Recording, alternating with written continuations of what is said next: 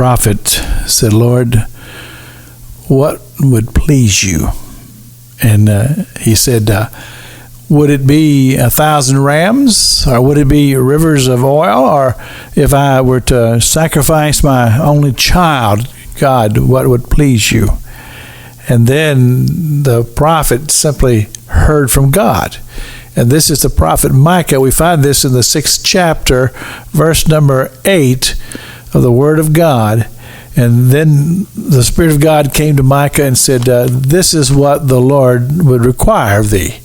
And it's simply to say, to love justly, or to do justly, to love mercy, and to walk humbly with our God. And we've talked about these things the last couple of weeks. It's just to me, it's just been a very inspirational time, just to hear these words that the prophet has said to us. And when I think about justice, God's justice that only can come from God, and the understanding of justice can only come from God, and mercy comes from God, and he said to love mercy, and that we would have a heart like God who extended mercy to all humanity. And then the humility thing.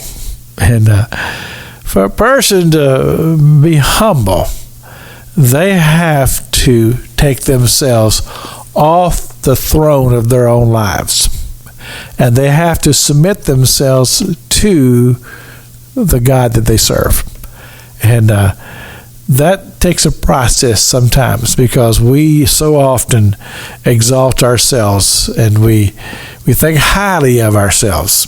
But the truth is, there's no exceptions. In order to have a humble heart, we have to have a servant's heart.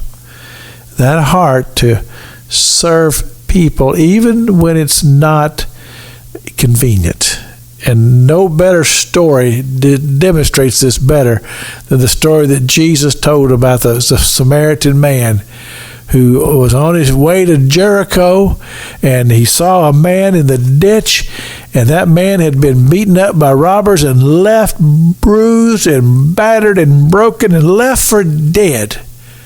And this man described to us simply as a Samaritan. He left his busy life for a moment, and in my mind, I see him as a businessman. He had things to take care of in Jericho, and he was on his way, and this inconvenienced him. But he went down into the ditch, and he ministered to that broken man. Took him up, put him on his own beast of burden, took him into the town, and told the tavern keeper, or the keeper of the inn, "You take care of him. And if it costs more, here's some money. If it costs more, when I come through, I'll pay you the rest of it." And that man humbled himself to go down to the ditch, to get dirty for his fellow man. And I believe that's the story that sets the tone for walk humbly. In other words, take yourself off the throne. Put Christ on the throne of your life.